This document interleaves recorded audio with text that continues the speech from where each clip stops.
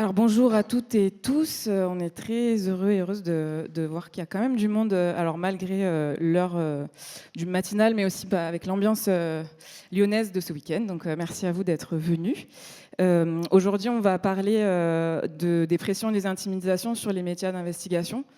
Et avant d'aller plus loin, on vous propose d'écouter un son qui va un peu sans doute planter le décor de cette discussion. Voilà, merci. Mais ceci étant dit, moi je ne vous demande rien, je ne demande pas de reportage, je ne demande pas de choses comme ça. Ah bah oui, mais monsieur, on n'est pas une agence de communication, si vous voulez. On ne fait pas des reportages quand les gens nous le demandent en nous payant. Enfin, À la limite, non, je vous autorise même pas à venir si vous voulez. ah, c'est privé. Je ne vous autorise pas à venir pour faire quoi? Vous allez venir faire quoi? C'est comme terrible, parce que je vais chez vous, moi. Ce soir, à la limite, je sais pas quoi faire, je viens chez vous, puis je passe le week-end chez vous à ce moment-là. Mais monsieur, ça n'a rien à voir, c'est un marché. Si elle n'a rien à voir, moi je vous dis que ça a quelque chose à voir, c'est pareil. Si le marché, si le mall veut pas en parler, eh bien, dans mon sujet, il y aura le mall. Nous avons demandé au mall de prendre prendre la parole, qui n'a pas voulu s'exprimer. Qu'est-ce que vous voulez que je dise d'autre? Non, mais ce que vous allez faire là, mais moi je me porte plainte contre vous, moi, pour ce défi. Mais pas du tout, non, si vous voulez. Mais pourquoi vous portez plainte? Mais c'est tout. Qui n'a pas voulu répondre à mes questions, ça va être ça. Écoutez. Là, ça devient du harcèlement. Mais pas du tout. Vous m'amenez dans un piège. C'est sûr que vous prenez des soucis si vous parlez de ça. Ça, c'est clair. J'ai pas compris. Vous avez dit quoi? C'est sûr que si vous parlez de ça, vous aurez des soucis. Ça, enfin, excusez-moi, comment... Alors, donnez-moi la formule pour dire que vous n'avez pas voulu vous exprimer et qui vous conviendrait. Mais vous n'avez pas besoin d'en parler du tout. Voilà, alors ça c'est un extrait d'un entretien téléphonique que Morgane Large, ici présente, a mené avec un industriel. Comme vous l'aurez compris, on n'était pas dans un climat très accueillant, il s'agit de menaces à proprement dit. Et ça, c'est une des formes des menaces et des intimidations que subissent les médias d'investigation, et en particulier les médias d'investigation indépendants. On va en reparler plus en détail. De plus en plus ces dernières années. Ces pressions-là, elles sont, là, il y a de nombreuses ONG qui font état d'une hausse constante de ces pressions-là. L'ONG Sherpa dernièrement faisait état d'une augmentation continue, par exemple, des procès bâillons. On va en reparler aussi depuis une dizaine d'États. Et ça, dans un pays comme la France, qui est censé garantir un état de droit et où la justice, la liberté de la presse est censée être respectée, et où la justice peut, a priori, fonctionner à peu près normalement. Sachant que la France a été classée par l'ONG CASE, 3e pays qui recense le plus de procédures bâillons derrière Malte et la Pologne ces derniers temps. Donc en tout cas, en tant que média d'investigation, on fait ce constat-là d'une pression en fait constante et de formes d'intimidation croissantes, et qui prennent aussi des formes de plus en plus diverses et je crois qu'on peut le dire aussi de plus en plus agressives. Bien sûr, en tant que journaliste, on est quand même très inquiet et inquiète de ce que ça implique sur notre capacité à vous informer et de la vôtre à vous informer. Et on pense que c'est quand même un signal assez inquiétant de l'état de santé de notre démocratie. Et donc aujourd'hui, on vous propose d'essayer de discuter ensemble de qu'est-ce qu'on fait face à ce constat en tant que média d'investigation, qu'est-ce que ça a comme impact sur notre liberté d'informer, comment on fait face à ce genre de pression et quels sont les outils et les leviers pour essayer de se défendre collectivement. Alors bien sûr, on pourrait, là, nous 5, en parler pendant 4 heures au moins, je pense. On ne va pas faire ça. On a 45 minutes, donc on va essayer d'être concis et concise. En tout cas, pour parler de ça, aujourd'hui, on est avec Mathias Destal, qui est cofondateur et rédacteur en chef de Disclose, un média d'investigation et une ONG d'investigation qui a été fondée en 2018. À sa droite, Morgane Large, qui est cofondatrice de Splan, média d'investigation breton, qui a été fondé en 2021. C'est ça, voilà. Et qui est aussi journaliste à RKB, Radio Crèze-Brez, en Centre-Bretagne. Ensuite, on a Christophe Cécile Garnier, qui est co-rédacteur en chef du pôle enquête de Street Press, un média d'investigation créé en 2009. Et enfin, Morane Kerinek, journaliste récemment staffée chez Reporter, un média dédié que vous connaissez sans doute ici au Salon Prime Vert, dédié aux questions environnementales, qui a été créé en 2007. Voilà. Et pour animer la table ronde, Hélène Servel, qui est journaliste d'investigation indépendante, qui a travaillé et qui travaille pour le Courrier international, l'UMA, Disclose bientôt, qui a fait des enquêtes très intéressantes, et sur Blast, qui a produit un documentaire radio qui s'appelle « Travailleurs détachés, les dessous d'une exploitation ». Hélène Servel qui a eu beaucoup de menaces et beaucoup d'atteintes aussi dans le cadre de son travail. Merci, je ne pense pas être présentée comme ça. Peut-être pour commencer, on peut, moi j'ai envie de vous poser la question, peut-être en particulier à Mathias et à Morgane, qu'est-ce que ça veut dire de faire de l'investigation de manière indépendante? Qu'est-ce que ça implique dans la manière de travailler? Et c'est quoi la différence avec des médias qui font de l'investigation de manière plus traditionnelle, en tout cas qui ne sont pas des médias indépendants? Tu vas peut-être commencer. C'est un piège, ça. Bonjour à tous et à toutes. Merci pour cette question et introduction. Déjà, je dirais qu'il y a assez peu d'investigations dans des médias qui ne sont pas indépendants. C'est la première des choses que je pense qu'il faut souligner, qui est importante. C'est qu'il y a de plus en plus en tout cas, on essaye de faire de plus en plus d'enquêtes, d'investigations. Donc, en gros, ça veut dire avoir plusieurs témoignages, sur un même sujet, plusieurs témoignages qui se recoupent, qui confirment une information, des preuves matérielles, poser des questions aux personnes mises en cause, c'est le contradictoire. Il y a toute une liste de règles comme ça pour produire une enquête sur un sujet donné. Et je dirais qu'il y en a de plus en plus parce qu'il y a de plus en plus de médias indépendants, mais on est petits. Là, autour de la table, en fait, on est des toutes petites organisations, la plupart du temps financées par du don ou de l'abonnement, mais en l'occurrence ici, c'est quasiment que du don. Hein. C'est que du don.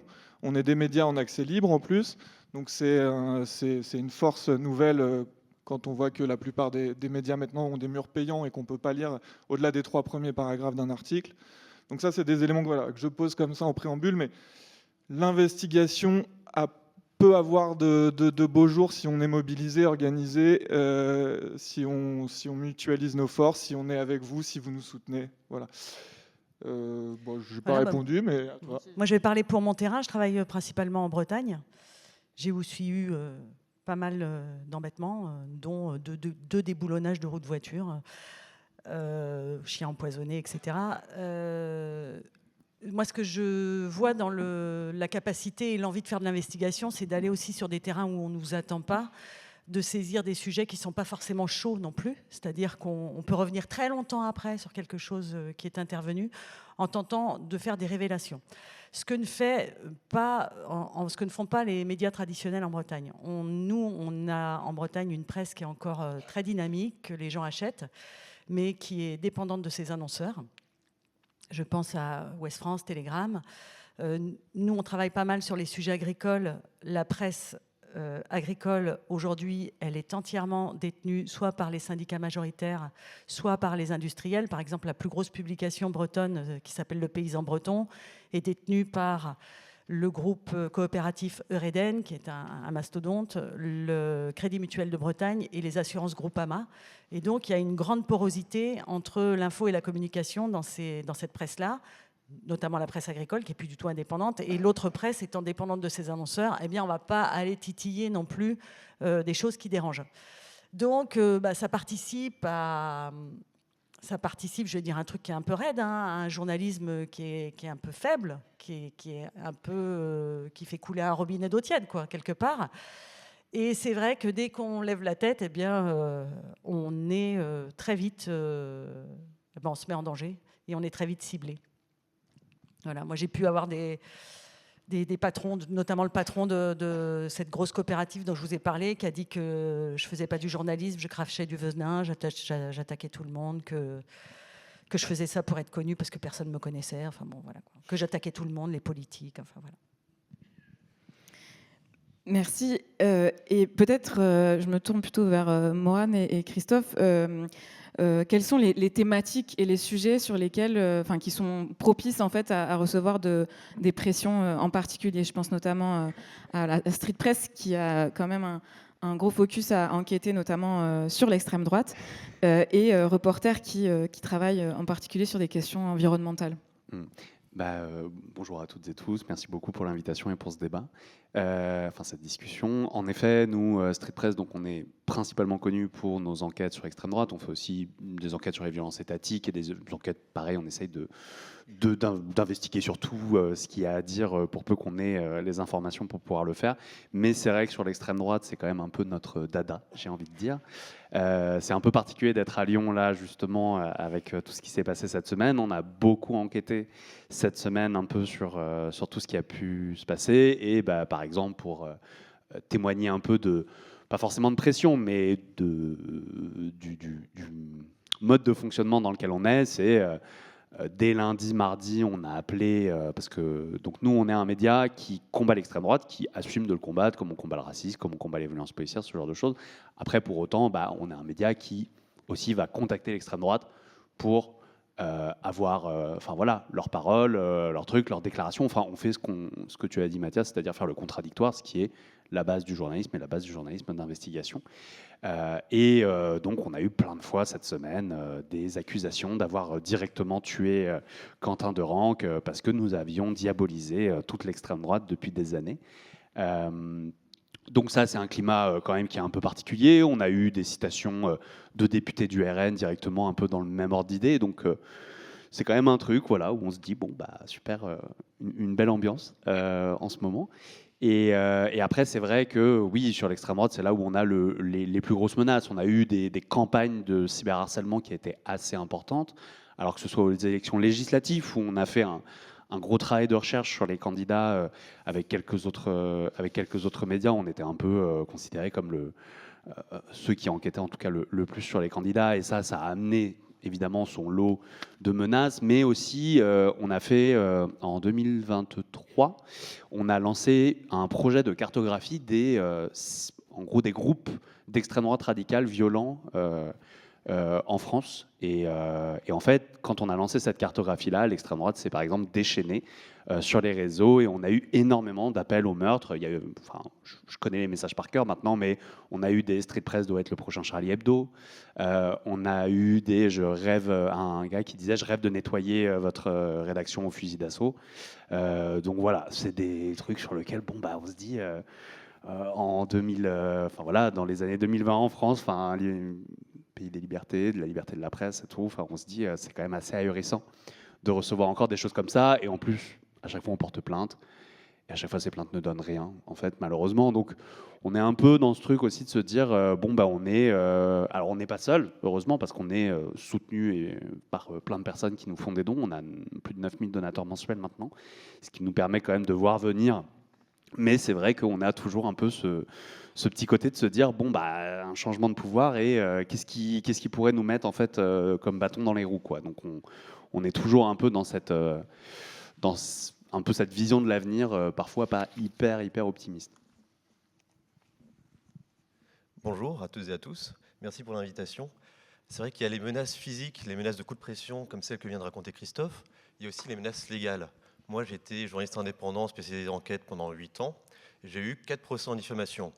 À chaque fois, en fait, j'avais des preuves solides pour mes papiers, j'avais des témoignages. J'avais fait, comme l'a rappelé Mathias, ce qu'on appelle le contradictoire. C'est-à-dire que dès qu'on fait une enquête, on laisse le temps à la personne sur qui on enquête de répondre aux questions. On la contacte une fois, une deuxième fois.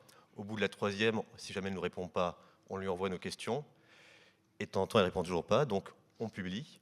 Et ça arrive souvent que ils nous attaquent en diffamation parce qu'on s'intéresse en fait à des acteurs économiques. Ils savent qu'ils vont perdre le procès en diffamation, mais ils nous attaquent quand même parce que eux, c'est un message qu'ils envoient, c'est un signal aux autres journalistes, mais aussi à leurs partenaires économiques. Ils prétendent, c'est de la com, ils vont dire « oui, ils disent ça sur nous, mais vous allez voir, on va gagner au procès en diffamation ».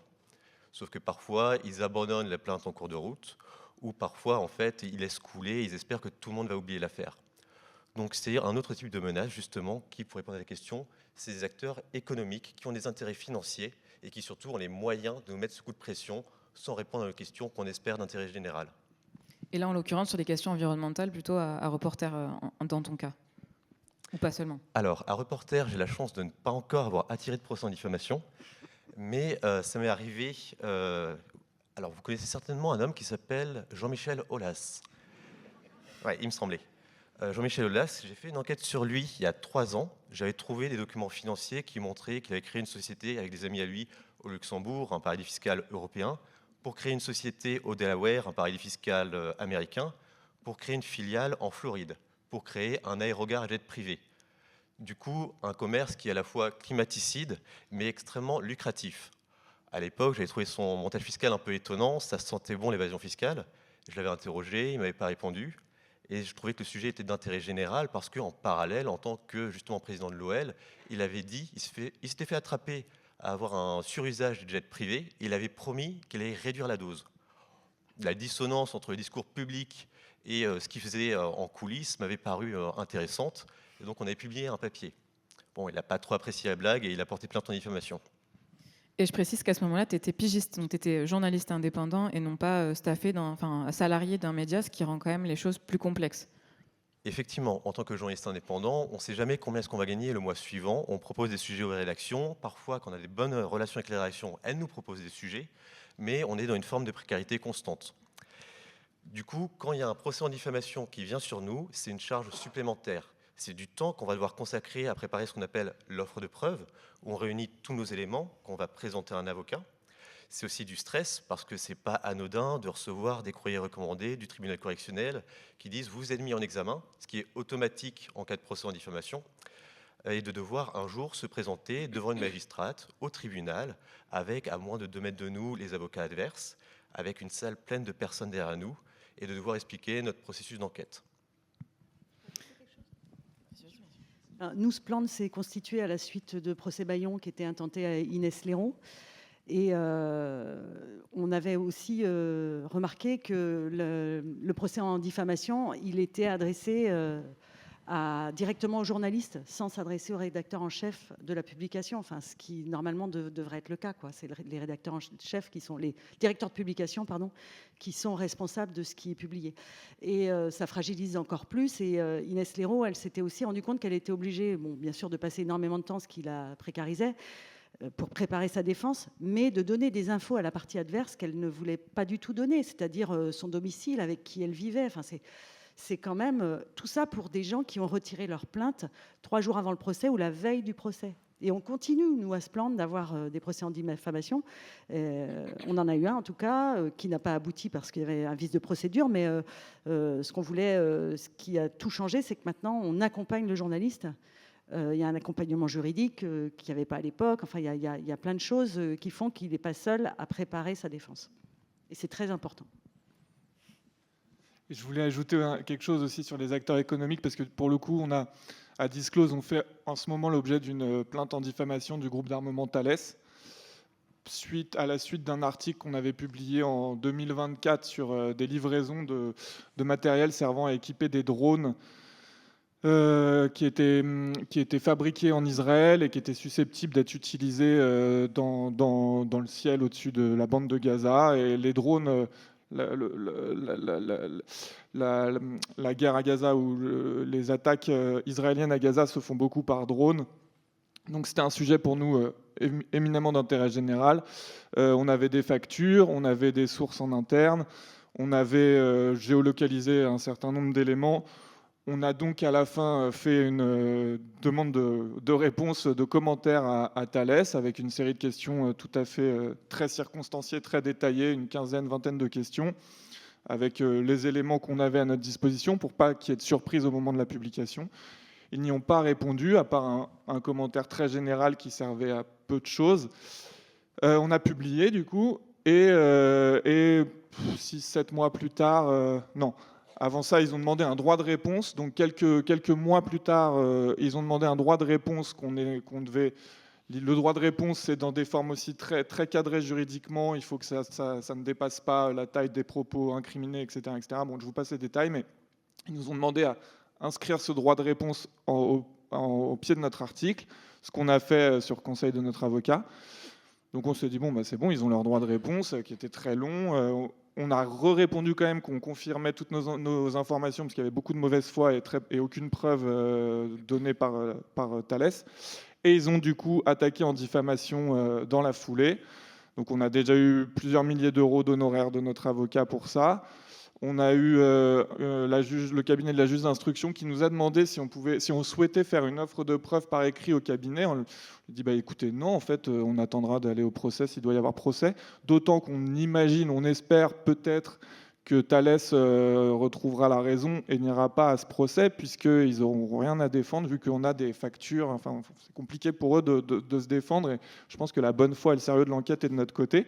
Mais c'est ça va dans le sens de ce que tu disais, c'est qu'en fait, ils font cette plainte en diff pour dire à leurs partenaires, regardez les petits furieux là, de Disclose, ils ne sont pas sérieux, ils disent n'importe quoi. Et ensuite, intimider les rédactions de médias peut-être moins indépendants, qui ont des chefferies peut-être moins libres, et qui voient dans des signaux comme cela des risques d'avoir des procès inutiles. Donc, par expérience, j'ai déjà entendu des chefs dire non, mais c'est une boîte qui attaque beaucoup. On va pas se mettre dans la roue, faut pas s'obstiner. On peut faire un papier. Moi, j'ai eu ce sujet-là il y a longtemps, mais c'était pour ne pas le citer avec Marianne, où je travaillais beaucoup sur un élu et qui avait attaqué en diffamation. J'avais encore beaucoup d'infos, mais on m'a dit non, c'est bon, on va se calmer là parce que ça attaque. Et donc l'autocensure qui peut aussi intervenir chez des journalistes indépendants par fatigue ou par pas avoir envie d'avoir des ennuis, notamment à leur domicile.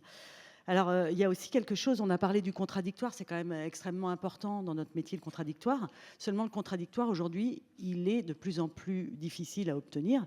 C'est-à-dire qu'on n'a absolument pas de réponse. C'est-à-dire qu'on demande aux personnes sur qui on enquête de répondre à nos questions. Ils ne nous répondent pas. Et il n'y a pas que les industriels là-dedans. Ça marche aussi pour l'administration, les services publics. C'est automatiquement, on n'a pas de réponse. Alors, je crois que d'ailleurs Disclose avait envoyé pour une enquête que vous avez faite sur Lactalis 350 courriels, c'est ça? Quel journaliste indépendant peut envoyer 350 courriels? Enfin, c'est impossible. En tout cas, nous, avec Splend, on a fait une enquête sur l'hôpital public dernièrement avec 2 journalistes, dont une pigiste qu'on avait embauchée pour cela. Elle a réclamé aux hôpitaux bretons, à tous les hôpitaux bretons, des procès-verbaux de conseil d'administration. C'est des documents qui devraient être accessibles au public puisqu'ils sont d'intérêt général. Elle a eu des refus et pire que ça, en fait, il y a 3 hôpitaux qui ont demandé une condamnation contre cette journaliste et contre Splend pour procédure abusive parce qu'elle a demandé avec trop d'insistance, en fait, ces documents. Ce qui est quand même assez incroyable. Peut-être un dernier mot justement sur le fait qu'on n'ait pas de réponse. Au procès Jean-Michel Aulas, son avocat, son argument pour dire qu'on n'aurait pas dû publier l'article, c'était verbatim, si vous n'avez pas de réponse, vous ne devez pas publier l'article. Évidemment, ça fait tiquer la magistrate ainsi que toutes les personnes dans la salle. Et on a gagné le procès, donc ce type d'argument finalement ne fonctionne pas. Et on a quand même de la chance avec les procès en diffamation. On a un droit de la presse en France qui est suffisamment protecteur. On finit toujours par les gagner. Le problème, c'est que ça coûte beaucoup de temps et surtout beaucoup d'argent parce qu'on doit payer les frais d'avocat et qu'on est très rarement remboursé à hauteur, enfin jamais remboursé à hauteur des frais d'avocat. Et pour compléter, Jean-Michel Aulas a fait appel ? Jean-Michel Aulas a fait appel. On sera donc à la très belle cour d'appel de Lyon entre 3 mois et 1 an. Donc soit avec le candidat malheureux à la municipale, soit contre le maire de Lyon. Dans les 2 cas, on est très confiant sur l'issue de ce procès.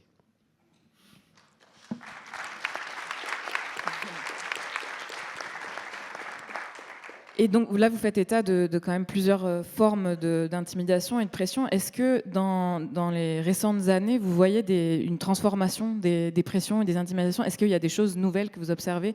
On parlait l'autre jour, quand on préparait cette discussion, notamment du détournement du droit de la presse, qui, comme tu l'as dit, Morane, est censé être quand même relativement protecteur pour les journalistes. Mais est-ce que vous assistez à des transformations à ce niveau-là? Oui, bah là, pour le coup, moi, j'ai des statistiques. Donc, Street Press est visé par 16 procédures bâillons. Et en fait, je suis en poste de rédacteur en chef et avant adjoint depuis 3 ans, on va dire. Et déjà, quand moi j'ai commencé à être adjoint du pôle enquête, on était à moins de 10. À ce moment-là, on était même, je pense, à moins de 7. Et c'est pas parce que je fais mal mon travail, hein, je vous assure. Et en fait, c'est vrai que ça, l'augmentation des procédures bâillons, alors je sais pas si c'est parce qu'on a pris plus d'importance peut-être en termes de, j'en sais rien, de followers sur les réseaux sociaux ou quoi, et que les gens décident de plus porter plainte éventuellement pour diffamation ou autre peut-être. Mais aussi, je constate quand même qu'il y a une capacité maintenant des différents acteurs, mais même politiques ou même de la police, qui avant on a fait beaucoup d'enquêtes donc sur les violences policières, on n'a jamais été attaqué. Et en fait aussi, là typiquement, le nouveau ministre de l'Intérieur, Laurent Nunez, quand il était à la préfecture de Paris, conseillait déjà beaucoup, soutenait beaucoup les policiers dans des attaques envers la presse, quoi. Donc ça dépend aussi parfois un peu dans les services publics, en tout cas des acteurs qui peuvent monter au pouvoir. Et c'est vrai que moi, il y a quand même un passage que je trouve ahurissant, c'est en novembre, on est à 11 plaintes en diffamation. Alors, il y en a qui se règlent, il y en a qui s'ajoutent à chaque fois. Là, en janvier, février, on est à 16. Et je crois qu'il y en a... on peut monter éventuellement à 19 parce qu'il y a 3 nouveaux acteurs qui ont annoncé porter plainte en diffamation. Et en fait, c'est des plaintes en diffamation qui sont ahurissantes parce que, typiquement, on a fait un article sur l'influenceuse d'extrême droite Mila Auriol. Je ne sais pas si vous voyez, donc Mila qui avait été ciblée en 2020, qui avait eu une campagne de cyberharcèlement, qui depuis maintenant mène des campagnes de cyberharcèlement, qui est proche du groupe d'extrême droite Némésis, que tout le monde doit connaître désormais. Et en fait, elle publie une photo en septembre d'un gars qui a un t-shirt, et c'est un t-shirt qui s'appelle Adidolf, et les 3 bandes d'Adidas sont remplacées par 3 saluts nazis. Elle poste ça en story, ça la fait marrer et tout. Bon, nous, on fait quelques mois plus tard un article, mais on ne fait pas un article sur ces faits spécialement, on fait un article sur le fait qu'une plainte a été déposée par SOS Racisme. Et je veux dire, elle peut ne pas aimer ça, mais c'est factuel, quoi. Je veux dire, on n'invente rien, SOS Racisme dépose plainte, machin. Mila Auriol a annoncé qu'elle allait porter plainte en diffamation pour nous. Pour quelle raison ? Je n'en ai absolument aucune idée. Mais le fait est qu'en fait, on voit beaucoup plus maintenant ce genre un peu de truc de porter plainte en diffamation, alors qu'il y a vraiment... Des fois, on peut voir des trucs qui les embêtent, des trucs qui sont peut-être sujets soit de nos sources qu'ils essayent de mettre en doute ou quoi, mais bon, là, la source, la plainte, elle est enregistrée auprès de la justice, il n'y a pas de débat, quoi. Et donc, c'est un peu ce genre de choses qu'on voit de plus en plus. Et après, maintenant aussi, un truc qu'on a vu, qui est un peu différent des procédures Bayon, mais qu'on a vu au moment des législatives 2024, c'est un peu les attaques numériques. Et c'est notamment, il y a eu une stratégie un peu de militants d'extrême droite de flouder complètement nos boîtes mail, de nous envoyer plus de 1000 mails par jour sur nos boîtes mail d'insultes, évidemment. Toujours les mêmes, hein, donc à un moment on s'en détache. Je ne vais pas vous mentir qu'au bout du moment où je reçois 100 fois espèce de sale merde islamo-gauchiste, moi ça ne me fait plus rien. Mais en fait, le but n'était pas forcément de nous insulter, mais aussi d'empêcher des remontées d'informations. Donc on devait se taper les 1000 mails pour voir si à l'intérieur il n'y avait pas à un moment quelqu'un qui nous procurait une information sur tel ou tel candidat d'extrême droite. Et ça, c'est un peu plus relou quand même, par exemple. Concernant les moyens de pression, on parle beaucoup de procédures Bayon, d'intimidation. Alors, moi, je pense aussi que l'intimidation, elle est déjà caractérisée par la distorsion d'image et de poids entre les gens qui nous attaquent et nous, parce que, nous, à Splendide, on a des tout petits budgets, c'est 200 000 balles par an, c'est rien, quoi. 250 000 d'ailleurs. Et puis il y a quelque chose qui intervient aussi à présent que moi j'ai remarqué, c'est qu'on essaye de nous empêcher d'accéder aux conférences de presse, de nous mettre au placard. Alors moi, ça m'était déjà arrivé pour ma radio locale en Bretagne, là, qui est un tout petit média. Hein. On avait été pendant 3 ans, on n'avait eu aucune info d'une communauté de communes qui avait décidé de nous enlever de ces fichiers. Donc toute la rédac était punie. C'est déjà arrivé aussi avec, je pense à des industriels, et notamment les industriels de l'agroalimentaire en Bretagne, qui sont bien sûr propriétaires des clubs sportifs, et notamment du Stade brestois, qui avait blacklisté un journaliste de France Bleu aussi, parce qu'il avait fait un article qui ne leur avait pas plu, qu'il l'avait viré des conférences de presse pendant 1 an. Voilà, ils avaient décidé, c'était eux qui faisaient la justice. Heureusement, la Fédération française de foot avait mis son nez là-dedans. Mais c'est arrivé aussi à Splendide dernièrement. On a sur le département du Finistère, qui est passé à droite, un président du conseil départemental qui s'appelle Maël de Calan, qui fait une chasse au RSA qui est assez agressive. Notamment en Bretagne, on a beaucoup d'agriculteurs qui sont au RSA. Et donc, il voudrait que ces personnes travaillent plusieurs heures par mois pour en fait justifier que l'État leur donne de l'argent, alors que c'est des gens qui travaillent déjà énormément. Et il a invité les patrons bretons à un grand rout dans les locaux d'Armor Luxe à Quimper. Et les journalistes de Splendide se sont fait refouler. Donc nous, on l'a assez mal pris. On a fait une réclamation. On nous a dit que c'était une soirée privée. Bizarrement, il y avait Ouest France et Télégramme à cette soirée. Et puis après, il a dit qu'on était, qu'on faisait un peu comment il appelle ça, du médiactivisme, qu'on était un blog d'extrême gauche, soi-disant. Enfin, ce qui est assez incroyable, alors que les gens qui l'ont refoulé, c'est des gens qui ont une carte de presse. Ce sont vraiment des journalistes, quoi. Voilà. Tout ça, quand même, ça participe quand même à une ambiance assez délétère et qui ne s'améliore pas avec la mainmise des milliardaires sur les médias. Moi, je peux sortir 2 minutes de ma casquette d'animatrice de cette table ronde pour témoigner. Là, on parle d'intimidation et de pression juridique, de mise au placard, etc. Il y a aussi des intimidations physiques, c'est-à-dire des agressions. En tout cas, c'est ce qui m'est arrivé en septembre 2020. Alors, moi, je suis journaliste indépendante, je ne suis pas salariée dans un média. Et il se trouve que moi, j'enquête sur l'exploitation de la main-d'œuvre étrangère dans l'agriculture, notamment dans le sud-est de la France, dans les Bouches-du-Rhône. Et dans le sud de l'Europe par ailleurs. Et là, donc c'était après l'été du Covid, qui a malgré tout jeté un coup de projecteur sur cette situation-là. Et il se trouve que Envoyé spécial s'est intéressé à la question et je vous passe les détails, mais a fini par m'embaucher comme fixeuse. Alors fixeuse, c'est un statut très curieux, je trouve, dans le journalisme. C'est une personne qui est embauchée, c'est souvent sur des terrains de guerre, des terrains de conflit. C'est des journalistes plutôt européens, en tout cas blancs, on va dire, et blanches, qui arrivent et qui ont besoin de personnes sur place pour traduire et faire mettre en connexion, faire un intermédiaire, des gens qui connaissent très bien le terrain, qui sont pour la plupart d'entre eux et elles journalistes sur le terrain. Et qui donc, sans ces personnes-là, rien ne se passe. Il se trouve que là, Envoyé spécial a fini par me proposer de faire ça. Donc, alors, on n'est pas sur un terrain de guerre, mais ils sont quand même assez vite rendus compte que c'était très compliqué d'accéder à ce terrain-là. Et dans ces 2-3 jours de tournage qu'on a fait ensemble, on est allé sur le lieu d'un hébergement collectif de travailleurs et de travailleuses acheminés d'Espagne. Et en fait, on s'est retrouvé à se faire agresser par un monsieur qui s'appelle Didier Corny, qui est un énorme producteur de fruits et légumes, et notamment de melons et de salades, qui est le numéro 1 en fait, de producteur de ces cultures-là en Europe. Et nous, on était en train de filmer, puisque c'est donc une équipe de télé, et il nous a foncé dessus avec son pick-up, et il a frappé mon collègue qui était à la caméra. Voilà.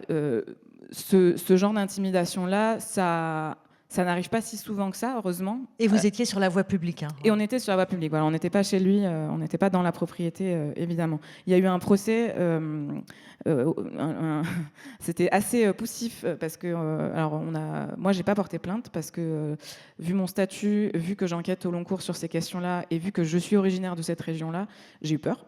Mais mes collègues de France 2 ont porté plainte et on a fourni à la police les rushs puisqu'on était en train de filmer, donc on avait 3 angles différents de la scène d'agression, ce qui n'arrive quand même que très peu. Et la police a d'abord classé sans suite cette affaire, sachant que Didier Corny est très connu des services de police par ailleurs. Ils nous l'ont dit d'ailleurs quand mes collègues ont porté plainte au commissariat. Et finalement, heureusement, je suppose que c'était France 2 et Envoyé spécial qui a passé un coup de fil à je ne sais pas qui exactement jusqu'à ce jour d'ailleurs. Toujours dit-il que 15 jours plus tard, le procès était rouvert. L'affaire était ouverte et il y a eu un procès qui s'est mis en place À la première audience, Didier Corny a fait envoyer un mail le matin même en disant qu'il était fiévreux et qu'il ne pourrait pas venir. C'était dans l'après-Covid, donc je pense que ça passait encore un peu. Et la deuxième audience, il est quand même venu et il a écopé d'une amende de 1 000 euros et de dommages et intérêts de 700 et 800 euros pour mes 2 collègues qui ont porté plainte, sachant que ça n'apparaît pas dans son casier judiciaire. Tout ça, c'était une contravention. D'ailleurs, au même niveau que si c'était mal garé ou s'il n'avait pas mis son masque de Covid. Voilà. Et cette personne en est pas à son premier coup d'essai. Et le juge lui a dit ? Oui, voilà. Je connais bien le dossier. Mais à la fin du procès, de l'audience, le juge lui a dit « Monsieur Corny, quand même, la prochaine fois, il faudra garder votre sang-froid. » Voilà. Alors, pour moi aussi, il y a eu une enquête ouverte, mais ça a été classé sans suite, faute de preuves, les 2 déboulonnages de mes roues de voiture. C'était donc que dégradation pouvant entraîner des blessures, la plainte et atteinte à la liberté d'expression. Ouais, nous, heureusement, à Street Press, on essaye de faire très attention, mais évidemment, vu les oiseaux sur lesquels on peut couvrir, voilà, c'est des questions qu'on prend extrêmement au sérieux. Et notamment, on parlait des journalistes indépendants qui sont attaqués. Nous, justement, à chaque fois, mais comme beaucoup de tous nos médias ici présents, je pense, c'est de prendre en charge tous les frais. Enfin, notre avocate va défendre les journalistes à chaque fois, qu'ils soient de la rédaction ou qu'ils soient indés. Et aussi, on fait important, on les domicilise. Je ne sais pas si le terme est le bon, domicilie, à la rédac, en fait, pour que justement, en fait, leurs informations personnelles ne sortent pas ailleurs. Typiquement, dans le cas de l'extrême droite, c'est comme ça qu'en fait que les militants d'extrême droite peuvent avoir les adresses et derrière pouvoir aller mettre des coups de pression, si ce n'est plus. Mais cette thématique-là, elle nous, à la rédac, en tout cas, elle nous concerne toutes et tous, et pas seulement quand il y a un procès. C'est-à-dire que moi, ce matin, cette nuit, je ne vais pas vous mentir, cette nuit, je me suis demandé, je vais rentrer tout à l'heure en train de Lyon vers Paris, sachant que hier, j'ai fait un long thread sur Twitter où j'ai repéré un peu tous les néo-nazis qu'il y avait à la marche, et notamment Marc de Cacrèves-Valmeunier, leader des néo-nazis français depuis 10 ans, que je connais bien, qui me connaît bien aussi. On s'est déjà il m'a déjà insulté par message Instagram parce que je n'avais pas respecté sa double particule. Voilà. Du coup, je me fais un malin plaisir depuis à ne pas respecter sa double particule. Bref, on a les petites victoires qu'on peut. Et en fait, j'ai un peu phosphoré. Je me suis dit, je fais quoi en fait si le boug est juste à côté de moi dans le train. Enfin, si on se croise, quoi, parce qu'en fait, il était présent hier, il peut rentrer aujourd'hui parce qu'il est vers Boulogne-Billancourt, donc il peut rentrer. Donc, vous voyez, j'ai sorti le bonnet, le cache-cou, j'ai mis des lunettes, alors qu'en général, je porte plutôt des lentilles et que les lunettes, ça m'énerve. Mais c'est un peu ridicule à dire comme ça. Et j'ai bien conscience que je suis un peu ridicule à me dire ça, parce que grande chance que ça n'arrive pas. Mais en fait, ça arrive. Typiquement, dans Paris, 12 millions d'habitants, mon rédacteur en chef, un jour, c'était il y a à peine un mois, s'assoit dans le métro, qui est là en face de lui, Marc de Cacrèves-Valmeunier. Et mon rédacteur en chef, Mathieu Molin, c'est un grand, il est roux, il a fait beaucoup de vidéos sur l'extrême droite, dont sa tête, elle est connue, et vraiment, direct, ils se sont captés, et heureusement que le métro était relativement plein, quoi. Parce que globalement, c'est pas des moments agréables à faire, et nous, on se dit, on a une certaine... justement, on se dit un peu, à Paris, ça va, parce que c'est quand même un peu une capitale, il y a beaucoup de monde, il y a moins de risque de croiser des gens. Mais nous, on a des pigistes, par exemple, à Brest. Oui, moi je voulais parler des journalistes locaux. Nous, on enquête là où on vit, en fait. Ouais. Et c'est quand même très problématique. Complètement. Et concernant les adresses, moi j'ai déménagé et je me suis domiciliée au centre communal d'action sociale. Donc je reçois tout mon courrier à la mairie de la ville où il y a la radio, Rostrenin. Donc mon adresse ne figure nulle part, ce qui pose des problèmes, parce que là je suis en train d'essayer de faire un prêt pour acheter une maison, c'est terrible. Et le maire de la ville a été obligé de faire un papier pour dire que j'étais pas propriétaire de la mairie. Non, puis même dans des villes comme Lyon, en fait, ça peut pousser des journalistes indépendants à l'autocensure. Moi, on m'a proposé à plusieurs reprises d'enquêter sur l'extrême droite à Lyon. J'ai refusé, parce que c'est des gens, on sait où ils sont à Lyon, ils peuvent nous croiser, ils peuvent nous repérer, nous suivre, pour certains nous casser la gueule. C'est arrivé que le rédacteur en chef de Rue 89 Lyon, l'ancien rédacteur en chef de Rue 89 Lyon, il y a quelques années, il tague en bas de chez lui, justement, Laurent, on sait où t'habites. Donc ce sont des vraies menaces. Et je ne suis pas le seul dans ce cas-là. Je connais d'autres journalistes indépendants à Lyon, d'autres journalistes indépendantes en particulier à Lyon, qui ont refusé justement, ou qui ont arrêté de travailler sur l'extrême droite à cause des potentielles menaces. Déjà qu'on est précaire financièrement parlant, si en plus on doit s'inquiéter justement pour notre sécurité, on s'en sort plus. Je vois que l'heure tourne. Je suis désolée, je reprends ma casquette impitoyable, mais je pense que c'est un peu le moment de se poser la question de justement comment on fait face à ces pressions-là, comment on bâtit des stratégies de défense collective, et puis comment on peut soutenir les médias indépendants d'investigation. Vous avez 10 minutes. En termes de pistes, déjà, moi j'ai l'union en tête. Alors bon, déjà, le soutien des gens est un grand plus. Nous, au Street Press, il y a eu plusieurs moments où voilà, on faisait on fait des campagnes de financement chaque année où les gens décident de renouveler leurs dons annuels. Comme on l'a dit, on est tous en accès libre ici. Ce qui est hyper important aussi, je trouve, parce qu'on doit donner aux gens, au public, une information. Ce n'est pas gratuit, c'est à prix libre, du coup, parce que voilà, l'info n'est pas gratuite, en fait, elle coûte de l'argent. Mais c'est vrai que, du coup, comme ça, tout est accessible pour les gens et les gens peuvent se faire une opinion, parce que c'est vrai qu'une super enquête qui paraît, j'en sais rien, dans Mediapart, dans Le Monde, mais auquel les gens n'ont pas accès, c'est quand même vraiment dommage, quoi. Et des fois, il y a certains médias qui font du super taf et qui en fait ne sont pas du tout connus parce qu'en fait leur travail est en payant.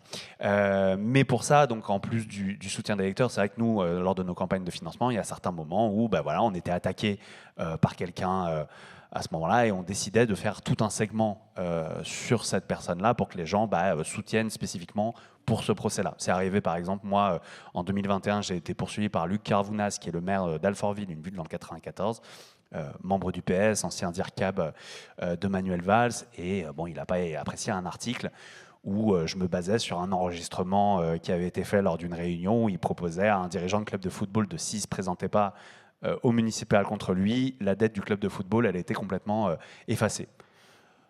Dans le dictionnaire, ça s'appelle du clientélisme. Donc on a mis clientélisme dans le titre de l'article, et il a évidemment attaqué sur le clientélisme pour diffamation, mais aussi pour recel. Parce qu'on parlait d'un enregistrement, on ne l'avait pas mis dans l'article, parce que Mediapart a été condamné pour ça, donc on savait que la juridiction n'était pas bonne pour nous. Mais il nous a quand même attaqué parce qu'il estimait qu'on pouvait avoir l'enregistrement. Ce qui était le cas, mais ça, il n'était pas censé le savoir. Mais bref, tout ça pour dire qu'on a à ce moment-là lancé vraiment un truc spécifique, qu'on a mis la lumière sur cette histoire, qu'on a appelé ça le Carvounaston, qu'on a récolté, je crois, 20 000 € à ce moment-là avec ça, et c'était une belle somme à l'époque. Et en plus de ça, ça permet de non seulement mettre la lumière sur des plaintes et des acteurs qui n'ont pas spécialement envie en fait que les informations soient connues, mais en plus de ça, ça nous permet nous de se dire au moins pour ce segment-là, cette affaire-là, on sait que ce sera quand même un peu géré, quoi. Mais après, un autre truc qu'on a fait, c'est en 2022, 2022-2023, on a commencé à travailler, et tu en as fait partie, Morane, avec Blast. Blast, Reflet et Street Press se sont alliés pour enquêter sur des leaks qui avaient trait au milliardaire Patrick Drahi. Et en fait, à ce moment-là, c'était Reflet qui avait sorti en premier des informations, et Patrick Drahi avait attaqué, non pas sur le droit de la presse, mais sur le droit des affaires, au tribunal de commerce, pour empêcher absolument toute publication. Et la justice lui avait donné raison. Et en fait, à ce moment-là, Blast et Street Press avaient contacté Reflet pour dire si jamais vous ne pouvez pas, nous, on le fera. Et en fait, on a décidé de le faire tous ensemble. Comme ça aussi, ça peut permettre de partager les frais, ça permet de partager les frais de justice, d'enquête, ce genre de choses. Et en plus de ça, pareil, on avait dédié une cagnotte spéciale pour les frais de justice qu'il pouvait y avoir suite à toutes ces informations. On a publié, je crois, 30 articles en tout. C'était 3 journées où de 9 à 19 heures, c'était un article par heure. Donc voilà, en fait, nous, je veux dire, il y a aussi ce côté un peu de quand des personnes décident de vouloir nous embêter, pour ne pas dire autre chose, notre volonté de les embêter est un peu décuplée aussi en face. Donc il y a aussi quand même un peu ce truc-là, et on espère en fait que ce genre d'action permettra à un moment à des grandes entreprises, des grands milliardaires de se dire peut-être que c'est trop d'ennuis et que je vais éviter, quoi. Mais bon, malheureusement, on en est peut-être encore un peu loin. Peut-être pour rebondir là-dessus, moi je suis complètement d'accord avec toi. En fait, il faut faire des prises de judo. Ils nous attaquent, très bien, on va médiatiser l'attaque. et on va justement montrer à notre public, aux gens qui nous lisent, voici ce sur quoi ils nous attaquent, voici ce qu'ils ne veulent pas voir révélé. Dans le cas OLAS, ça a très bien marché, parce qu'en 2023, quand je publie le papier, on est repris à la marge par 2-3 titres de presse de foot. Il y a l'équipe, je crois, qui a fait juste un petit papier, et tout le monde s'en fiche, l'information disparaît.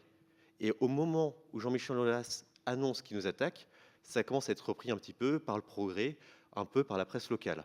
3 ans plus tard, comme on a bien fait le travail pour médiatiser cette attaque-là, au tribunal, on a Libération, Le Monde, l'AFP, France Info, on a tout le monde, et il y a plein de papiers qui racontent justement Jean-Michel Aulas est lié à des paradis fiscaux. Et 2 mois plus tard, Jean-Michel Aulas perd son procès. Et c'est en fait parce qu'on a créé l'événement, parce qu'on a fait ce travail de fourmi de fond, de prévenir, parce qu'on a aussi eu une super mobilisation des lecteurs de Rue 89 Lyon, qu'on a réussi justement à médiatiser cette attaque.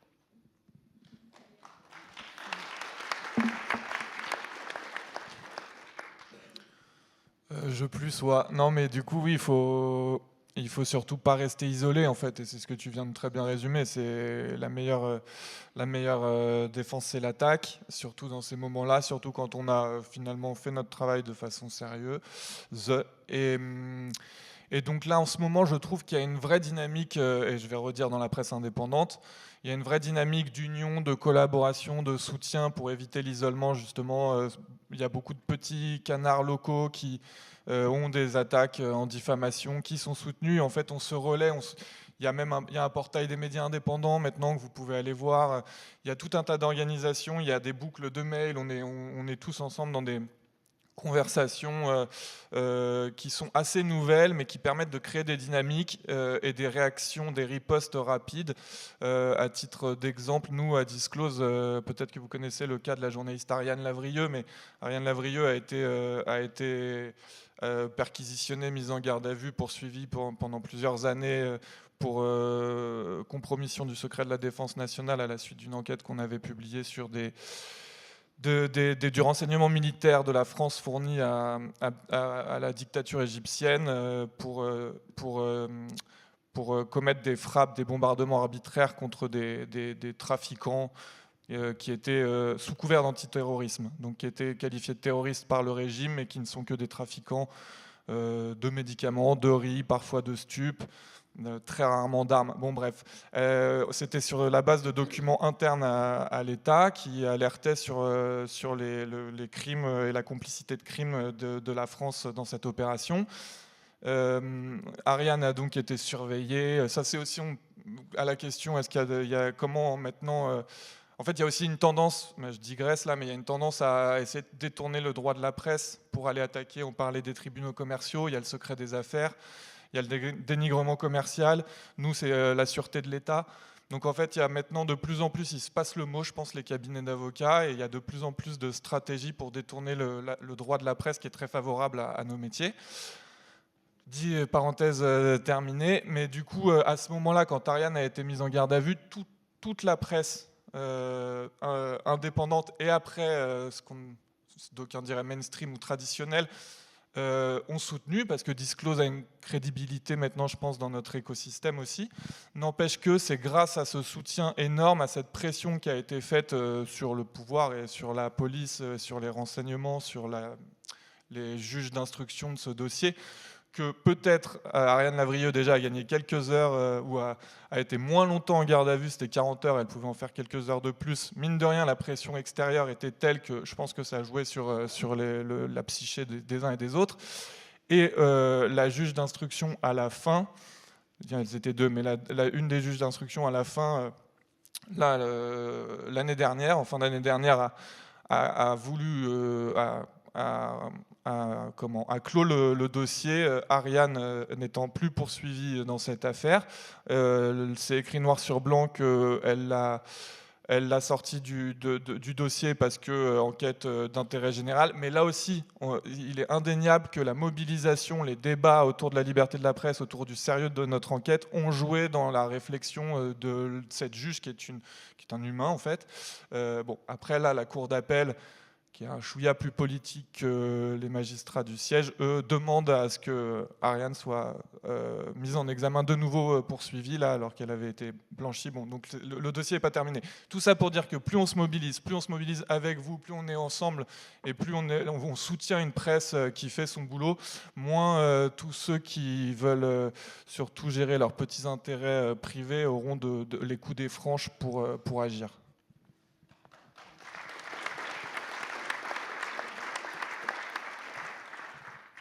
Je voulais juste ajouter qu'en fait, l'investigation, c'est pas très rentable. Parce que c'est pas un journalisme paresseux. Les gens qui travaillent, ils comptent pas leurs heures. Ça représente toujours une somme de travail complètement énorme. Alors, il y a peut-être des champions qui sont capables de bosser super vite et de sortir des magnifiques enquêtes en une semaine. Moi, j'en connais pas. Je connais que des gens qui travaillent très bien. D'ailleurs, je rends quand même hommage à tous les journalistes, même ceux qui travaillent pour des médias très discutables. Je trouve que c'est des gens qui ont un sens de la profession qui est chevillé au corps et qui sont plutôt assez malmenés par leur rédaction. Parce que tous les gens que je vois sont quand même très investis. Et puis que je vais parler aujourd'hui, tous ces médias détenus par des milliardaires aussi contestent les verdicts des cours d'appel, des tribunaux, ce qui est quand même très problématique. Moi, ça me pose problème. Et que même quand que eux, en fait, ils détiennent des médias, mais ils cherchent pas du tout la rentabilité. Au contraire, ils cherchent à ne pas trop perdre d'argent, mais la rentabilité, ils s'en foutent complètement. Ce qu'ils veulent, c'est avoir la main sur l'information qui va sortir. C'est tout.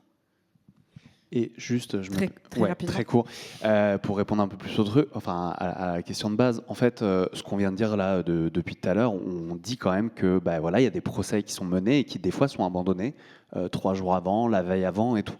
Et en fait, mine de rien, la justice, elle a travaillé ces procès-là, elle a préparé ces choses-là. Et en fait, c'est un service public, c'est de l'argent public en fait qui est dépensé pour rien, sous la houlette un peu de la volonté de ces groupes, de ces militants d'extrême droite, de tout ça. Et donc il y a aussi, je pense qu'il faut essayer de plus en plus, nous tous en collectif, d'interpeller en fait la justice, les pouvoirs publics sur le fait qu'en fait, la justice aujourd'hui, elle a une partie de son rôle qui est complètement dévoyée, qui est utilisée en fait, parce que tout ça, c'est notre argent qui est utilisé à des fins de pression et parfois pour ne rien donner, puisque ces gens abandonnent complètement leur procès. C'était pas très développé, mais voilà. Et en plus, c'est quand même des services qui sont sollicités, donc il y a énormément d'attentes et peut-être que ça participe aussi à la lenteur de la justice. Je vais être obligée d'avoir le rôle désagréable d'arrêter là. Merci beaucoup. Comme on a commencé un peu en retard, je me dis qu'on peut gratter 10 minutes de plus en retard aussi. Je ne sais pas si c'est vrai comme théorie, mais voilà, je propose. En tout cas, voilà, on ouvre les questions si vous en avez, et on se donne une 35 minutes. Je le tente, on ne sait jamais. Et voilà, il y a des micros qui circulent. Merci aux personnes qui font ce boulot-là.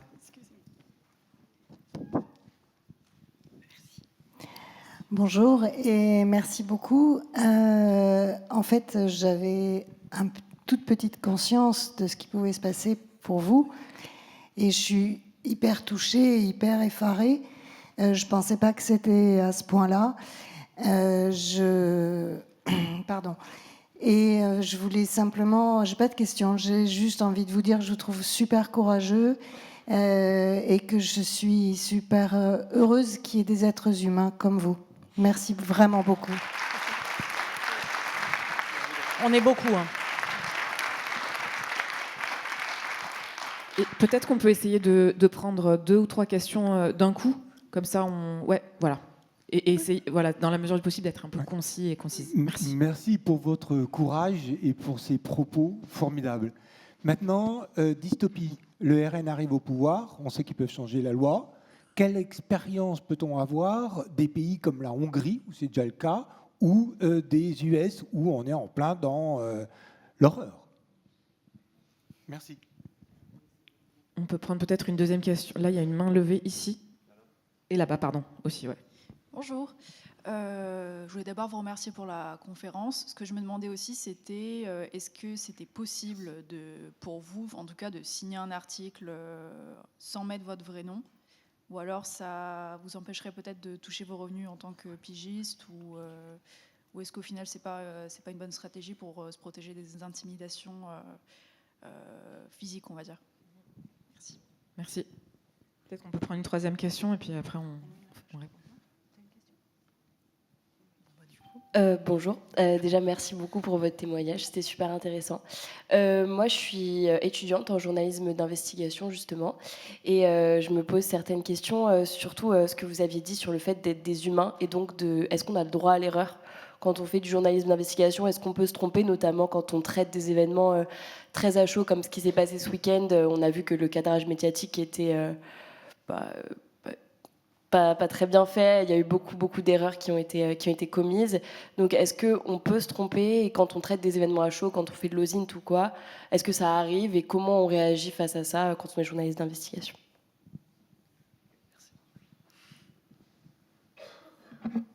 Moi, je peux répondre peut-être au prénom d'emprunt. C'est quelque chose qui est pas si souvent fait, mais que nous, à Street Press, en tout cas, on accepte de faire dans le cadre où c'est justifié. Et typiquement, on a un journaliste à Brest qui travaille sur l'extrême droite. Donc Brest, c'est pas une si grande ville. Et clairement, il signe sous pseudo. Parce qu'en fait, les attaques qui ont lieu dans Brest, il habite pas très loin. Et en fait, il a vraiment pas du tout envie d'être identifié. Après, le pseudo, ça pose pas de problème pour toucher ses droits, ses revenus et tout. Globalement, enfin, les médias, après, ils payent la personne sous sa vraie identité. Hein. Mais si jamais il y a une attaque en justice contre la personne, en fait, son identité va quand même être donnée à la fin, quoi. Le pseudo, il va pas jusque-là, globalement. Donc, c'est vrai que c'est quand même toujours un peu un risque à prendre en compte, quoi, à ce niveau-là. Je sais pas si... Juste sur ce point, il y a même des gens, pour le coup, dans l'exemple avec le Canard enchaîné, mais il y a une signature au Canard enchaîné qui est Jérôme Canard. C'est un pseudo. C'est un pseudo qui est attribué à tous les journalistes qui veulent filer des infos au Canard sous pseudo, parce qu'ils ne peuvent pas les donner dans leur rédaction ou parce que pour diverses raisons, ils ne peuvent pas les sortir sous leur nom, donc ils appellent le Canard. Le Canard leur achète l'info et en plus... pour le Canard, c'est bien, ça fait des Jérôme Canard un peu partout, mais c'est surtout pour les auteurs, voilà, ça leur donne la liberté supplémentaire d'écrire ailleurs que dans leur rédaction. Ça arrive aussi pas mal, ça. Je voulais répondre peut-être à vous. Je ne sais pas si je suis la mieux placée pour répondre. Moi, il me semble quand même que ce qui nous prémunit de se tromper, c'est le terrain. Enfin... Moi, j'ai vraiment l'impression que c'est en allant sur le terrain de plus en plus et tout le temps, et en évitant de faire que du desk, qu'on peut produire un journalisme qui va être honnête, indépendant, puisqu'on est dans des presses indépendantes, et où on fait respecter aussi une forme de pluralisme des points de vue dans nos articles. Voilà. Peut-être pour répondre aussi sur la question est-ce qu'on peut se tromper ? Une réponse peut-être en deux temps. Alors, devant un tribunal, parmi les critères auxquels on doit répondre, il y a le critère de la bonne foi. Mais ça, c'est un critère un peu légal. Plutôt au niveau des pratiques, en fait, il faut savoir prendre le temps parfois, y compris sur l'enquête, y compris si ça nous fait arriver après les autres. Il y a 2 semaines, quand un jeune homme néofasciste a été tué, il y a beaucoup de journaux qui se sont empressés de publier des informations.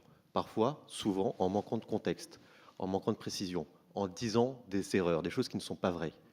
Mediapart, eux, ils ont fait le travail de terrain, ils ont été sur place, ils ont retracé, ils ont trouvé des éléments, ils s'apprêtaient à publier des informations, d'autres personnes leur sont passées devant, sauf qu'ils ont pris 24 heures de plus que les autres pour recouper leurs informations et arriver le lundi matin avec des informations véridiques, recoupées. Nous, à Reporter, où je travaille au Pôle Enquête, ça nous est arrivé récemment sur une enquête où on savait qu'un autre média était en train de travailler en parallèle dessus, de vouloir... il y avait une espèce de course à qui sortirait le premier papier. Moi, j'ai mis les freins parce que je n'étais pas certain des informations qu'on avait publiées. Je n'étais pas d'accord avec le fait qu'on devait se presser pour publier. Et on a bien fait, ça nous aurait fait dire des bêtises. Donc, parfois, il faut se battre aussi avec des rédactions. Enfin, moi, ça m'est arrivé de me battre avec une rédaction avant, quand j'étais pigiste, pour dire, là, on peut pas publier, on va dire des bêtises. Et à l'époque, c'était la bonne chose à faire. Donc, il ne faut pas avoir de regret d'arriver en retard tout simplement. Puis il y a un truc aussi de faire du terrain et connaître le terrain. En fait, les journalistes qui sont à Lyon, ils savent quelle est la réalité de la violence politique. En fait, localement, enfin, ils voient à quel point à quel point la situation, en fait, elle est quand même protéiforme et complexe, quoi. Que c'est pas juste des mecs d'extrême gauche qui ont tué un mec d'extrême droite. En fait, ça va plus loin que ça. Mais du coup, et je vais en profiter pour répondre aussi à monsieur là-bas sur la question de ce que ça pourrait changer. En fait, bon, c'est un peu, oui, de la politique fiction, hein, évidemment, parce qu'on ne sait pas vraiment ce qu'il pourrait y avoir, mais c'est clair qu'on a vu en Hongrie à quel point la presse indépendante a été ciblée, qu'elle n'a absolument plus le droit de citer. Ça s'accompagne en général de plein de choses. Ça s'accompagne de la privatisation donc, du service public, des chaînes qui n'invitent plus en fait, les médias indépendants aussi sur leur chaîne, parce que bon, bah, nous, quand on sort des enquêtes, on est encore invité. Pas toujours, mais quelquefois on est invité soit sur le service public, soit sur des chaînes de milliardaires. C'est pas plaisant spécifiquement d'y aller, enfin, moi j'aime pas trop, mais je le fais parce que bah, mon média il a besoin de vivre, il a besoin d'être connu par rapport à ça, et puis que le travail de mes journalistes aussi le mérite. Mais c'est vrai qu'à partir du moment où un pouvoir RN arrive, bah, ça éventuellement déjà ça change un peu. Le service public privatisé, bah, on ne sait pas trop ce que ça pourrait donner, mais globalement en Hongrie ça n'a pas donné de bonnes choses pour la liberté de la presse et la presse indépendante. Et après en vrai, bah, oui, la liberté de la presse, ça peut être complètement rogné. Je veux dire, il y a déjà un peu eu des tentatives. Faut voir déjà comment le RN fait à l'échelon local contre les journalistes. La Voix du Nord à Hénin-Beaumont, c'est plus de 100 droits de réponse de Steve Briouat sur le dernier mandat, je crois, contre la Voix du Nord. Et des fois, pour des trucs, c'est un mot, c'est une virgule, ce genre de choses. Et en fait, c'est une sorte de harcèlement, on va dire, administratif contre ces médias-là. Qui peuvent faire quoi. Et bon, bah, avec s'ils sont au pouvoir, oui, qu'est-ce qui empêche de pouvoir plus légaliser ça, plus permettre ça, enfin pas grand chose en fait finalement. Est-ce qu'il y a d'autres questions? On peut reprendre 2 ou 3 questions. Oui. Déjà merci pour cette conférence. J'avais une question au niveau de l'accompagnement judiciaire. Vous parliez du fait que justement c'était soit ils attaquaient directement la personne, soit ils attaquaient la rédaction. Et à ce moment-là, est-ce que vous avez une caisse qui est mise à disposition sur tous les journalistes indépendants, ou est-ce que c'est un peu par rédaction où chacun se démerde et c'est la vie? Voilà. Merci. Oui, je pense que ce sont les rédactions qui financent la défense des journalistes. Alors après, on fait des appels aux dons quand on a des attaques telles que celle-ci. Et il y a un effet Streisand qui est assez incroyable, c'est-à-dire que ça suscite un élan de sympathie de la part de nos lecteurs ou de nos sympathisants qui nous aident à nous défendre et à financer la défense. C'est ce qui s'est passé à Splendide d'ailleurs récemment. Oui, c'est ce qui s'est passé à Splendide lors d'une procédure Bayon d'un industriel du port qui a aussi des mandats européens sur le marché du port, qui a attaqué Splendide, et on a fait un appel aux dons pour se défendre qui a vraiment été assez incroyable. Et ce qui peut aussi être fait par la rédaction, notamment pour les journalistes indépendants, c'est de rémunérer le travail qu'ils mettent dans la préparation du procès. Rue 89 Lyon, moi, ils m'ont payé pour le temps que j'ai passé à préparer l'offre de preuves et à discuter avec l'avocat et à me présenter au tribunal. On fait la même chose à Reporter. On a un forfait spécial, justement, procès. Et on les accompagne aussi tout au long de la procédure, parce que c'est quelque chose qui, psychologiquement, peut essorer les journalistes. Et j'ajouterais qu'il y a de plus en plus... Là, il y a un fonds qui s'est créé qui s'appelle le fonds Riposte, qui a été lancé par le Fonds pour une presse libre, qui est justement une sorte d'enveloppe à distribuer entre les rédactions qui sont attaquées dans des procédures Bayon plein temps d'IF. Donc ça, c'est inspiré de caisses comme ça de soutien qui existent au niveau européen. Il y a une organisation qui s'appelle Media Defense qui, pareil, soutient des organisations à l'échelle européenne qui sont attaquées. Et donc il faut... Alors ça prend du temps, comme tout ce qu'on disait depuis tout à l'heure, remplir un dossier. C'est assez long, n'empêche qu'à la fin, ils couvrent les honoraires sur les factures des avocats. Nous, à Disclose, on l'a déjà fait. Et c'est bien heureux que ça existe. Et ça se développe, mais ça se développe parce que les procédures en face explose, quoi. Mais en tout cas, oui, il commence à se passer des choses. Et si je peux juste réagir sur l'extrême droite, c'est un vrai sujet. Je crois que toutes nos rédactions y pensent l'arrivée d'un pouvoir autoritaire, sachant que tout est en place. En fait, il suffit d'appuyer sur les bons boutons pour tout resserrer de toutes nos libertés fondamentales, y compris donc la liberté de la presse.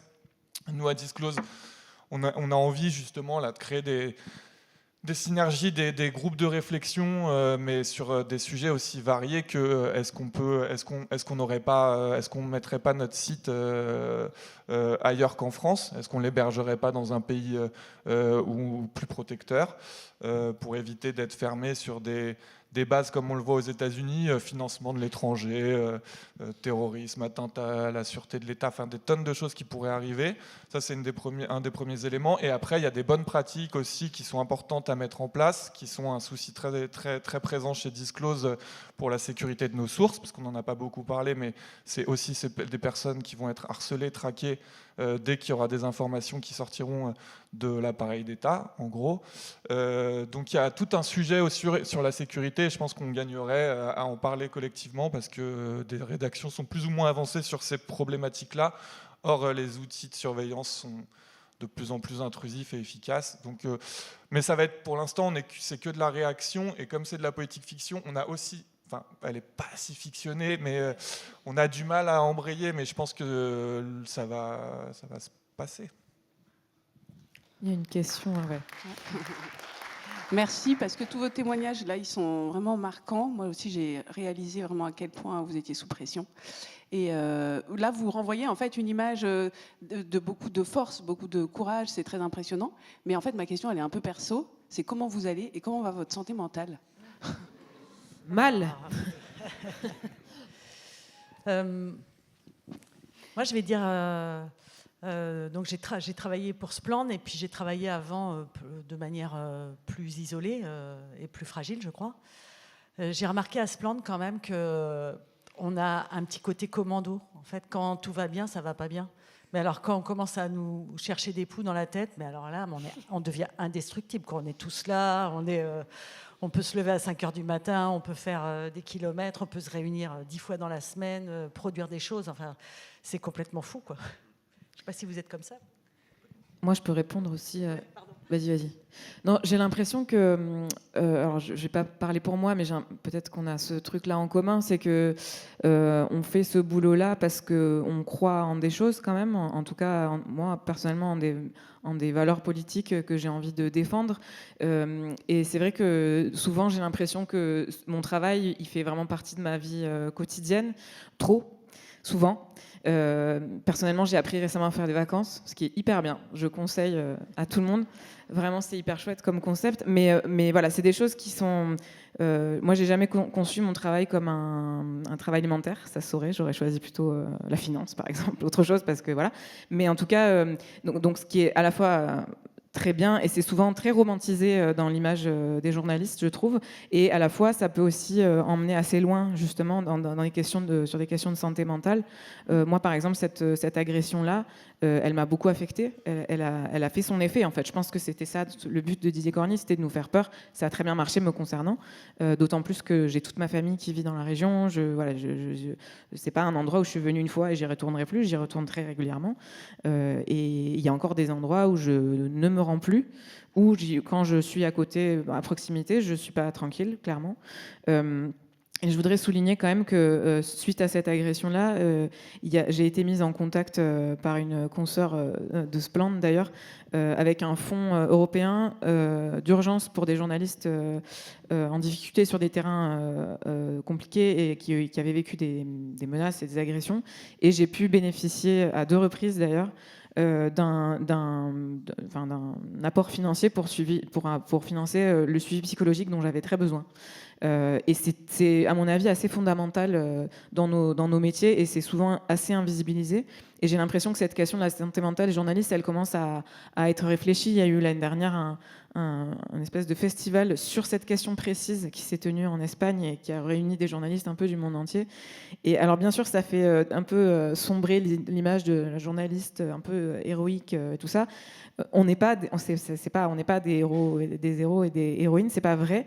Je crois qu'il y a des moments où on n'a pas le choix en fait. Enfin, si on croit en ce qu'on fait, on n'a pas le choix que d'aller jusqu'au bout de nos enquêtes et d'aller jusqu'à des situations très peu confortables. Mais en tout cas, oui, c'est une vraie question, la question de la santé mentale, et elle mérite, à mon avis, d'être prise en considération très sérieusement. Et puis, on est des citoyens comme les autres. Enfin, moi, je me souviens lorsque j'ai appelé les gendarmes, que je me suis rendu compte qu'il manquait des boulons sur une de mes roues de voiture. La première fois, en 2021, les gendarmes sont arrivés. Déjà, j'aurais téléphoné et ils m'ont dit mais vous voulez qu'on fasse quoi? Je dis peut-être venir, quoi. Enfin bon. Et les gendarmes arrivent et ils me disent mais vous devriez mettre une caméra dans l'arme là-haut. Alors moi je monte même pas sur une échelle, hein, j'ai le vertige. Je dis mais c'est pas à vous de me protéger. Enfin je trouvais ça quand même assez incroyable. Et après j'ai développé quand même un petit problème de parano, et je travaillais beaucoup moins bien aussi. Enfin quand je perdais mon ordi, on me l'avait volé. J'avais énormément de mal à me concentrer. Mais mes collègues ont vu aussi que je bossais beaucoup moins bien en fait, et je devenais moins fiable pour eux. Enfin, parce que j'étais très perturbée.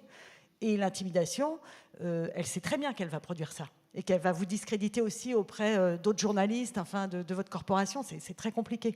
Ensuite, moi, je me suis jamais dit que j'allais me défendre toute seule. J'ai demandé une protection policière. Parce qu'à l'époque, j'avais quelque chose qui me fragilisait encore plus, c'est que j'avais des enfants à la maison, que je suis journaliste, que moi, je m'en vais des fois une journée entière, une nuit entière. Je peux partir 2 jours. J'avais des enfants ados qui savaient se gérer, qui étaient assez autonomes. Moi, je demandais une protection policière. C'était un numéro de téléphone d'urgence. Parce que je partais, j'étais hyper mal. J'avais une angoisse sourde tout le temps là. J'avais une fille notamment qui était toute seule à la maison, qui avait 16 ans. J'avais pas du tout envie qu'elle ait des ennuis. Et donc, je demandais un numéro de téléphone d'urgence. Je ne l'ai jamais eu. Jamais. Donc c'est un peu ambiance démerde-toi quand même. Et moi, face à ça, je me sentais pas du tout courageuse en fait.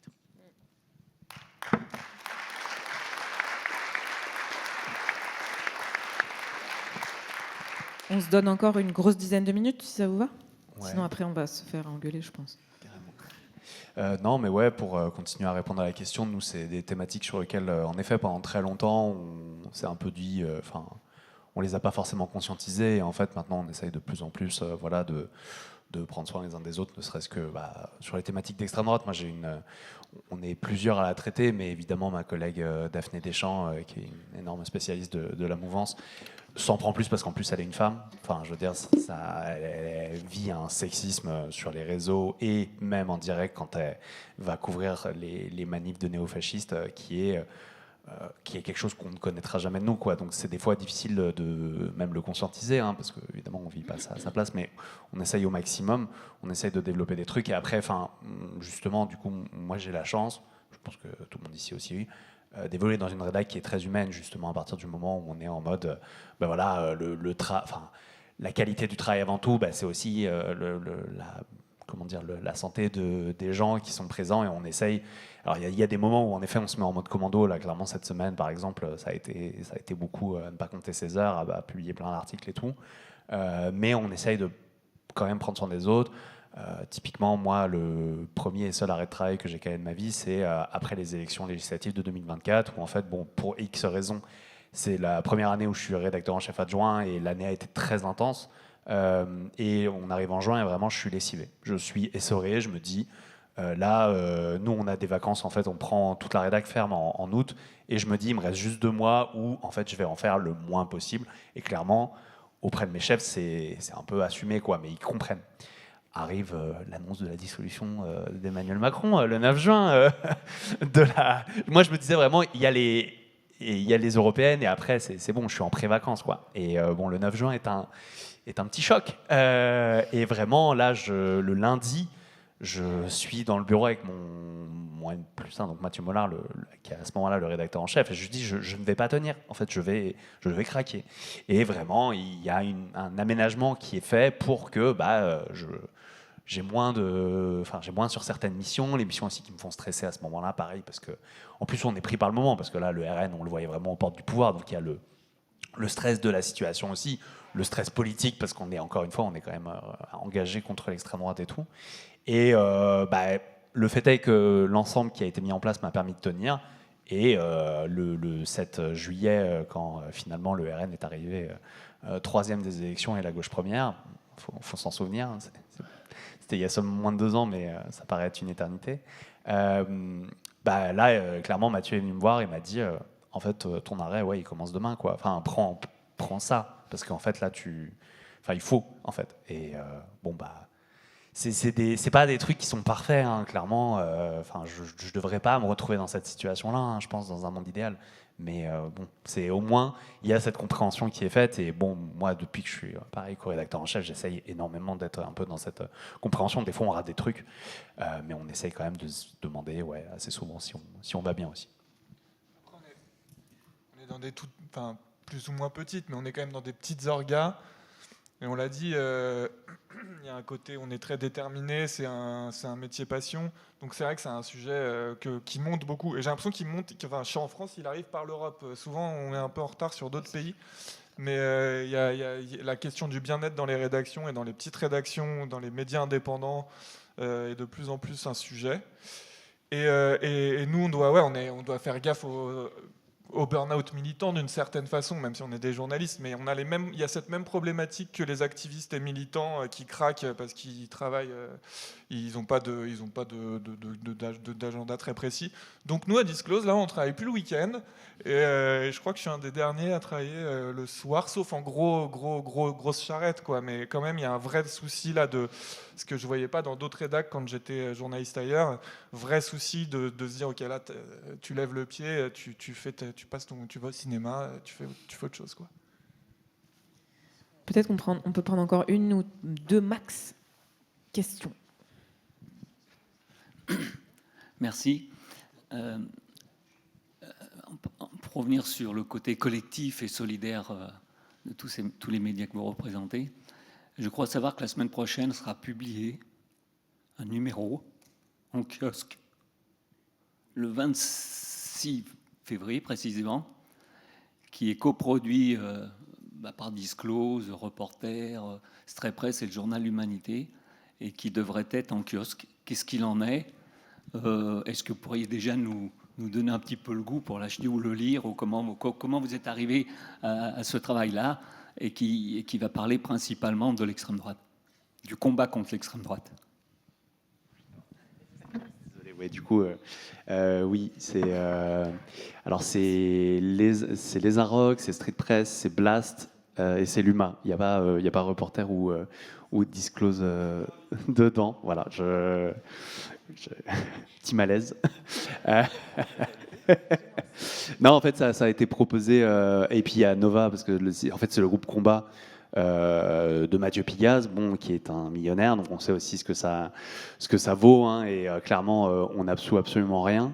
Le fait est qu'on a vu aussi que faire ce genre de travail commun entre les rédactions et des rédactions. En fait, nous, on est des rédactions qui se parlent beaucoup depuis les élections.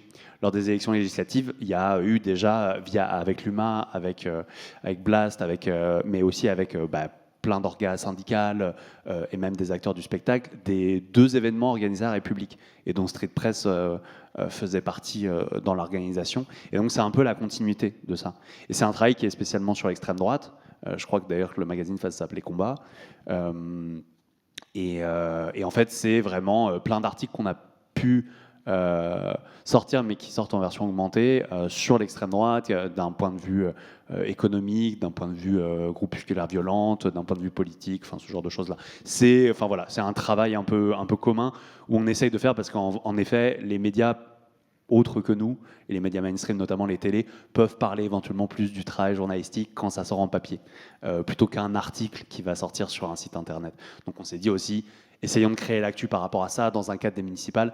Il n'y a pas que ça. Là, on s'est associé avec Nova et La Dernière pour faire une émission à Lyon la semaine prochaine. Donc c'est moi qui reviendrai.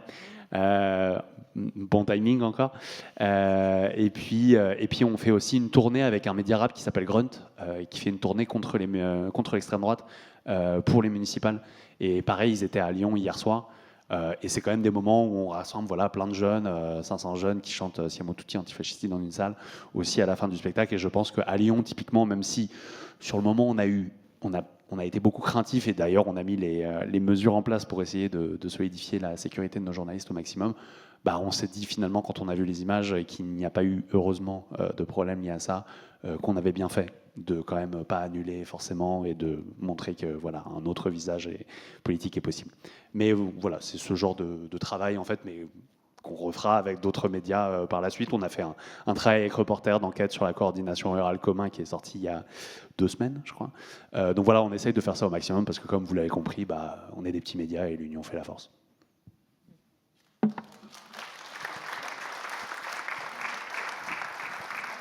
Allez, une dernière question. Il y a une main qui se lève juste là. Ouais. Après, ça n'empêche pas d'aller boire un café ou autre pour continuer la discussion. On vous écoute. Déjà, un grand merci et bravo. Moi, j'ai une question par rapport à la personne qui est en école de journalisme. Je voulais savoir si aujourd'hui, vos métiers attiraient toujours et s'il y avait toujours ces motivations pour faire ce type de journalisme. Et ma deuxième question, c'était par rapport à la formation. Dans les lycées, etc., il y a l'éducation aux médias. Et je voulais savoir si vous étiez présent, comment ça se passait. Et est-ce que si vous trouvez que les programmes sont compétents. Allez, on prend aussi la question du jeune homme en blanc qui lève la main là. Et après, on va être obligé de couper court. Bonjour, merci pour vos interventions, c'était super. Moi, c'est une question très rapide. C'est une question concernant l'après-investigation. Est-ce que ça produit des résultats? Est-ce que vous avez... est-ce que c'est bien de montrer les choses qu'on personne ne voit, mais est-ce que ça produit des résultats après? Parce que vous avez plus les mains sur la chose. C'est à l'État ou au gouvernement de produire des lois ou des choses. Est-ce que ça produit des résultats? Voilà. Merci pour la question. Je pense qu'on pourrait réenquiller sur 3 heures de discussion là-dessus. Mais voilà, on va essayer de faire court. Est-ce que peut-être tu aurais envie de répondre à la question de la dame sur la formation de journaliste, peut-être? Pardon, je te tutoie directement. Oui, très très rapidement. Je pense que, la question du coup, c'était pourquoi faire cette formation, c'est ça?